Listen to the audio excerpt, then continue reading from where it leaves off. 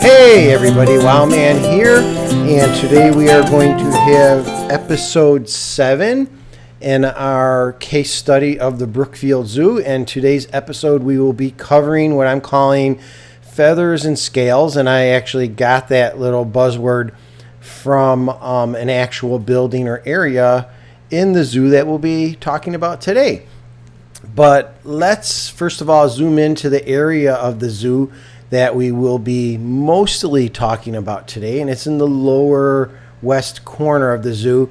And some of these buildings we'll be looking at a little closer today are some of the original buildings of the zoo, and in my opinion, they're showing their age quite heavily and really do need to be refurbished or torn and rebuilt. But let's just kind of talk about how the zoo covers birds and reptiles and a few other kind of oddball animals that we'll group into this episode. Before I get into the existing buildings that hold mostly birds and reptiles, I do want to kind of jump a little bit further down this pathway of the zoo to the east and talk a little bit about the old primate building. I kind of touched on this back in the episode about the primates, and I talked about how that old primate building was converted into an exhibit called the Swamp. Well, what they did is they basically gutted the interior and built a kind of cohesive environment inside this building to showcase different animals and ecological type storyline to those animals that would live in a typical, I guess, American swamp environment.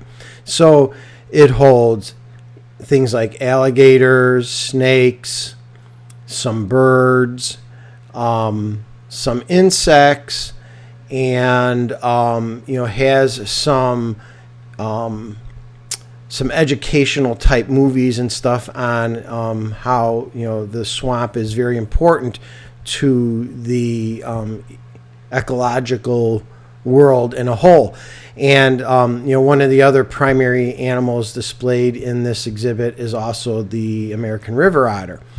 And the entire exhibit's kind of set up with a pathway through a swamp-like environment, and most of the animal display cases are either built in through glass or open air with nets, depending on what the animal is that's being displayed.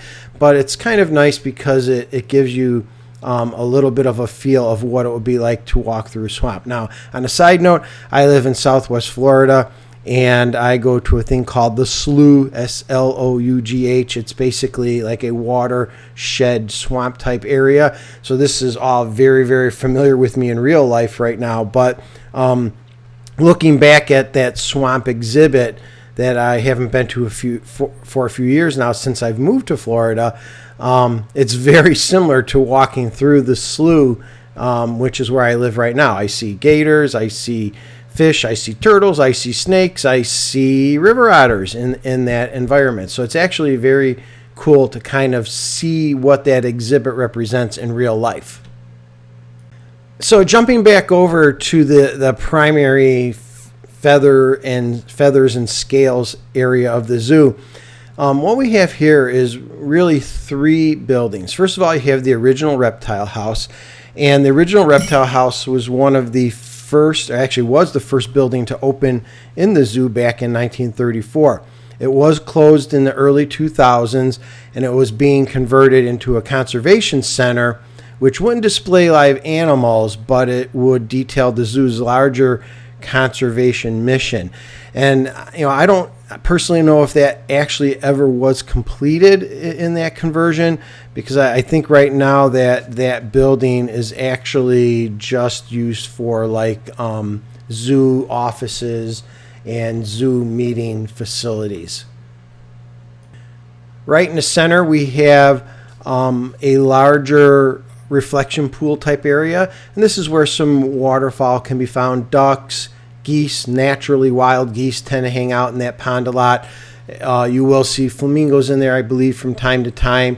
And all around this area, there's a lot of peafowl also walking around loose, not in any kind of enclosures. Taking a little bit closer look at the current Feathers and Scales building. This building actually used to be called, I think it was just like the bird building or aquatic bird building, and then it was changed to something called Be a Bird. Now it's called Feathers and Scales, and it has a mixture of birds and reptiles in different viewing environments within this building. But it still primarily has some larger exhibits, say for like, it's got like a little desert ecosystem in there with birds that live typically in a drier, arid desert environment. It also has an aquatic bird display where you see things like puffins and maybe a couple of small penguins in there and things like that. So, it's kind of just like a catch-all for some specific birds and reptiles. Also, on the outside of the bird and reptile building, there is a huge exterior cage where American condors are on display. But there's also what was traditionally called the perching birdhouse, which is right across the walkway here. And I think this building actually recently was also renamed to the Birds and Reptiles building. It primarily has reptiles on display in here, so this is almost like the new reptile building. But it originally had one larger bird aviary in the open air aviary in the middle where there were some parrots and some more exotic birds that would fly around. That's still in that building, so that's why I believe it's called the Birds and Reptiles building, although all the individual display cases are primarily reptiles nowadays. While we talk about this perching birdhouse, I also want to just call out one historical member of the Brookfield Zoo, and that would be Cookie. Cookie was, I guess I should say, a Major Mitchell's cockatoo, and Cookie had been part of the zoo collection since it opened in 1934. He was given to Brookfield Zoo when he was 1 year old, and he was recognized in recent years as the oldest known member of his species in captivity. He was the oldest living parrot at the time, and he was one of the longest lived birds on record. He is deceased now. He had to be put down, due to a sharp decline in his health back in 2016, but he was 83 years old at that point. So, throughout the zoo's history, Cookie would always make special appearances, like on his birthday in the children's zoo and things like that. So, those of us that went to Brookfield Zoo throughout our lives have pretty much, like myself, seen Cookie many, many, many times as I visited that zoo. And it's, sad that he's no longer part of it, but, he was kind of a celebrity back in the day. Totally jumping basically to the complete opposite side of the zoo, back on the north edge near the north main entrance to the zoo, we have the Australia House. Now, I didn't want to do a whole episode on the Australia House by itself. I just wanted to kind of cover that it's there. And basically, it's a house that has some internal exhibits for things like wombats, giant fruit bats, and some smaller Australian-type animals. And then there's some outside pens that surround the building that have things like emus, kangaroos, and I think it's actually a couple of different species of kangaroos that hop around out, in the trees and the grasses surrounding the building. Honestly, I couldn't find a lot of pictures online, and I don't have any personal pictures from this, so I'm not going to go into a lot of detail, except that there is a special exhibit for Australian endemic type animals. And as you see, when I go into the future plan for the zoo in a few seconds here, where and how that fits into the overall future design of the zoo. All right, let's jump back over to the satellite view of the zoo and talk a little bit about where some of the future changes and redesign of the reptiles, birds, and Australian house will look like. So just again to give some perspective of what we're talking about, here's the current feathers and scales building. Here is the reflection pond. The old reptile house, which is currently not really used for anything. Here is the swamp, which is the old primate building. And down here we have the perched birds, which again is really more like the current reptile house. And now jumping up to the north side of the zoo, here is the Australia house.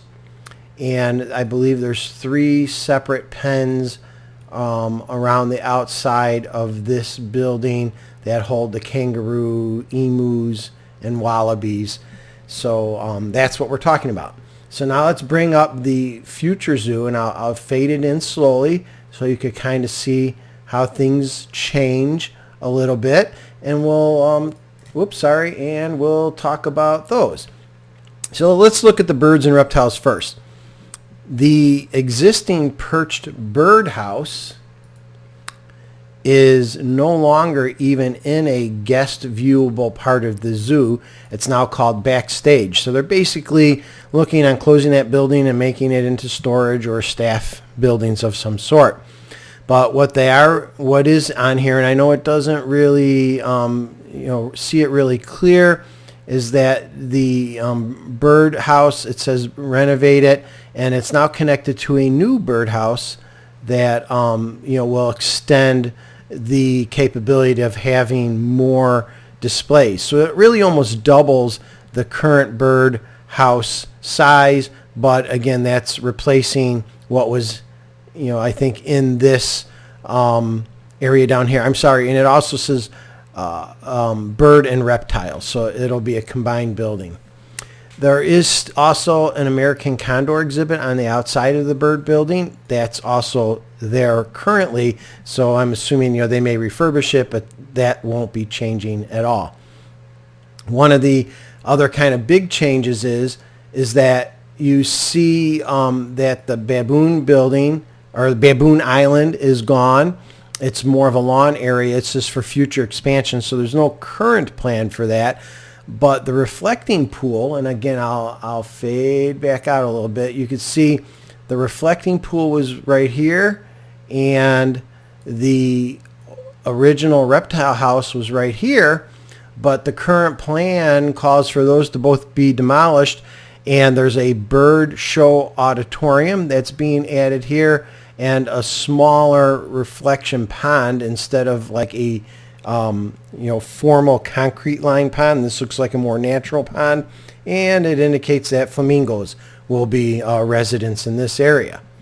So let's jump up to the Australia area. So the Australian house is still where it used to be, but it says it would be fully refurbished. And the interesting part is, where the 3 enclosures were, which is like about right here, and right here.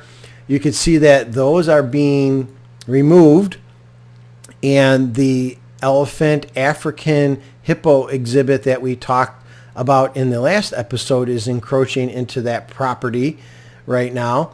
And up here was where all those more square exhibits were for zebras and camels and things like that. That's being removed, and again, part of it will be the elephant exhibit, but they're also extending the Australia pathway up into this area as well, where it says there's going to be wallabies, and wombats will have an outdoor exhibit here, which right now they're only indoors. There's a kangaroo area here and here, so you could see they're expanding the Australian exhibit probably twofold. There's also a thing here that says there's an aviary and some other Australia animal as well. I can't read what it says. So as you can see, I'm going to circle this right now and just kind of give you an idea that this is what they're kind of envisioning for Australia compared to what it is right now. It's quite a bit larger. In this also area, it says there's going to be a restaurant, but we'll talk more about the restaurant and guest type services in this area in a future episode. But other than that, that's about all I have for the Feathers and Scales episode. So we will close it out right now. And next time we will cover sea animals or oceanic animals that are on display in Brookfield Zoo. That's it for now. Everybody have a great day, and we'll talk to you soon. Bye.